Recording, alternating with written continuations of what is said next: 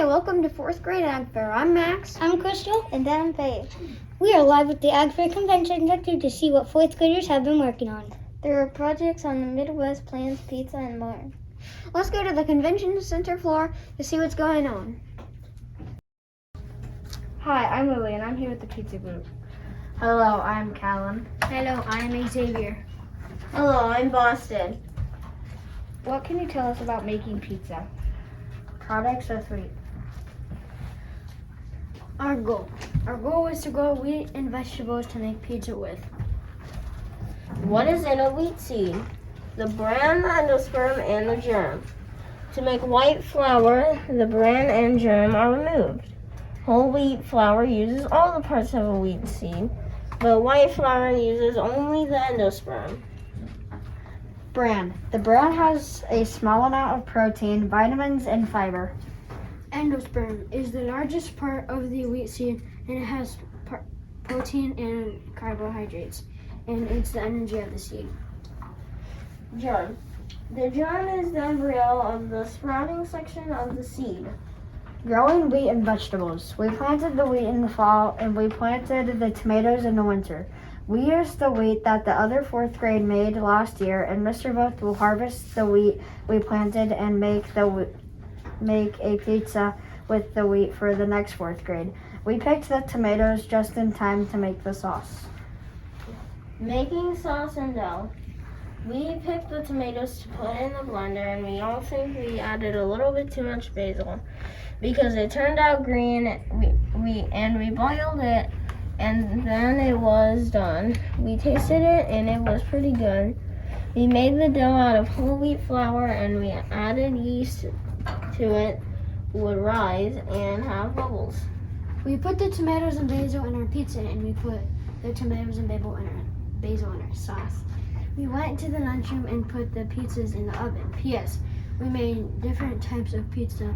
One store flour and the ones that we made. And we had a party that we ate the pizza with 7-Up and root beer. It was the most fun we had the whole school year.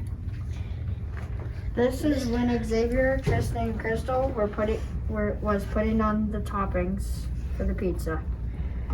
Here are the tomatoes and peppers we made.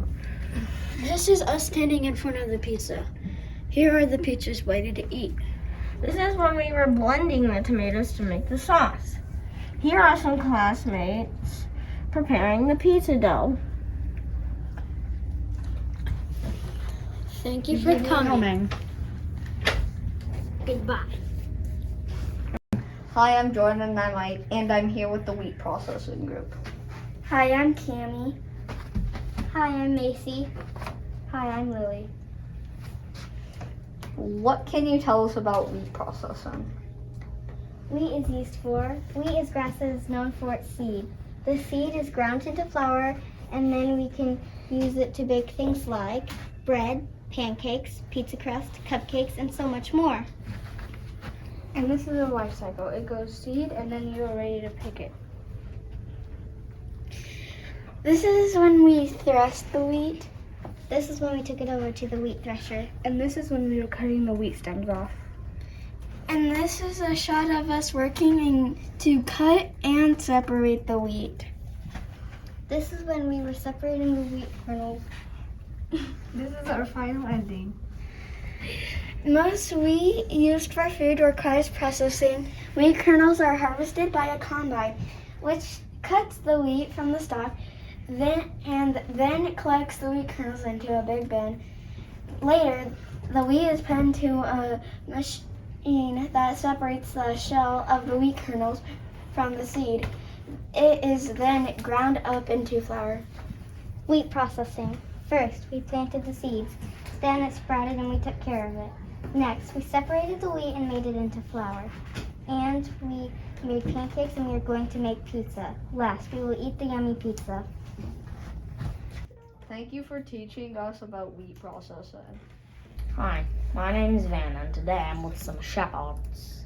Hi, my name is Easton. I am Jordan. So what did you want to talk about today? About the sheep. Interesting. The nutrition of the sheep is they require water, energy, protein, vitamins, minerals. Some examples of minerals they require are sodium, chlorine, calcium, magnesium, sulfur, and potassium. Sheep cannot have copper like cows can. The digestive system of a sheep is known as a ruminant. They can digest a variety of feed because they have 4 parts to their stomach. Ruminants, animals whose digestive system makes it possible for them to feed on grass and hay. And that's a sheep's digestive system. Problem. The sheep food was being fed to them on the ground. And a lot of alfalfa was going to waste. Solution. We made a sheep feeder to keep the alfalfa clean and dry and not waste so much. How we took care of the sheep. We let them run and graze on fresh grass. We filled their feeder with alfalfa and brome hay. We gave them water and shelter from bad weather. This is when we're drilling in the nails. This is when we're putting on the wire. And this is when we're almost finished. And this is when we're finished. Interesting. And if you need any more information, go ask the sheep. Thank you for that interview. It seems like just yesterday my lambs were born. They grow up so fast they started walking in 20 minutes.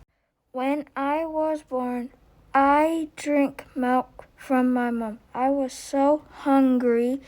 Luckily, I had colostrum to drink.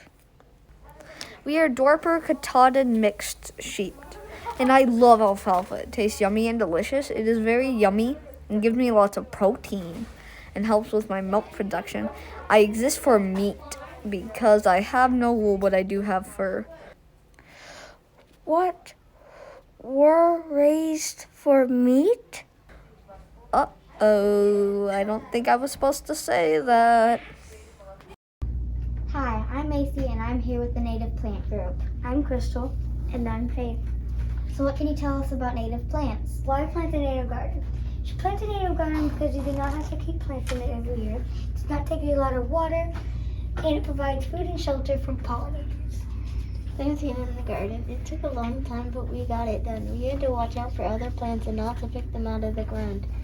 There are lots of weeds and tiny plants sprouting out of the ground. Fall is a good time to plant native plants, so is spring. Plants in our garden. Little bluestem, butterfly milkweed, and big bluestem.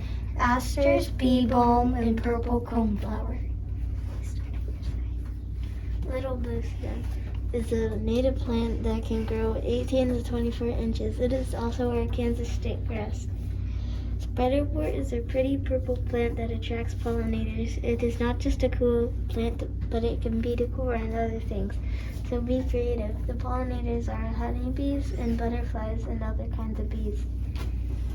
Coneflower is also a plant that is a pretty pink flower. It attracts lots and lots of pollinators like long-tongued bees and butterflies. So go out and plant some coneflowers.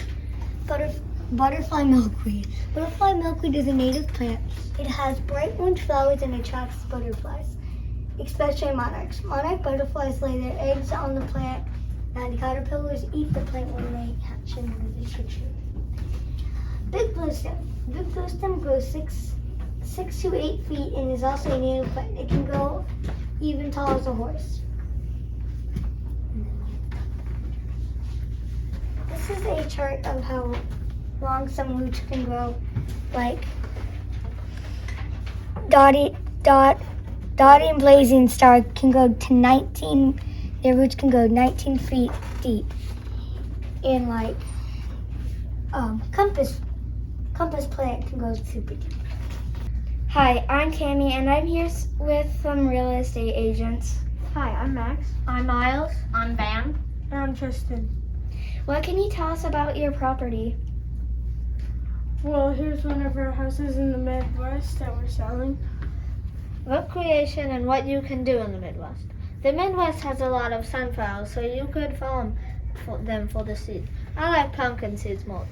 It also has many wildflowers. There's a lot of wildlife, so people hunt deer, turkeys, hares, and rabbits, buffalo, and some bulls. I prefer to just live with the wildlife. But there are many birds that come through the Midwest during summer. There are many leave during the winter, but I still recommend making a bird house. What's good about the environment of the Midwest? The land is flat, gently rolling with plains. There is a lot of sheep land, so there are many farmers. Lots of farmland. The weather is warm in the sun, cold in the winter. There are activities from slides to slides. What we did in social studies and learned why you should go there. We made little booklets about each region of the USA. We learned about resources, the land, and the states. They were fun to do, but you had to cut them, and that was not very fun. The crops of the Midwest. Why are they the best?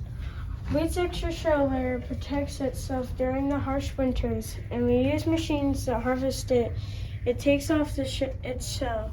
Soybeans, corn, alfalfa, milo, wheat, sunflower. Economy.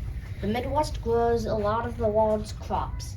The main crops are corn, wheat, and soybeans. If you move to the Midwest, the main jobs are farming, and sometimes you can make your own family farm, and teaching, engineering, industrial work, doctors, and many more. Animals of the Midwest. Some land animals are wolves, prairie dogs, eagles, bobcats, snakes, bears, domestic cows, wild turkeys, deer, ducks, bison, quail, geese, and coyote. Fun fact, snakes do not have eyelids. They have skin that protects them. And gray wolves, which live in the upper Midwest, eat 20 to 30 pounds of food each meal. Why you should live in the Midwest. So it's good to live in the Midwest if you want space, and there are plenty of rural areas and cities. There are many activities to do. The weather and the people are great, and you'll never have trouble finding a job. There are good places to eat there too, so that's why you should live in the Midwest. People in the Midwest. If you stick around, you will find that the Midwest is very diverse and have people moved here from all over the world.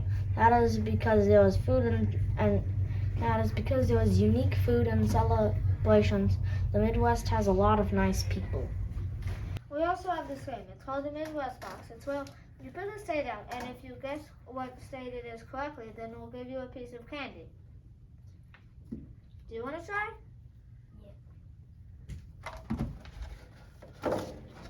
Let us set it. Correct. Thank you, guys. You're welcome. We hope you learned something. Thanks for watching.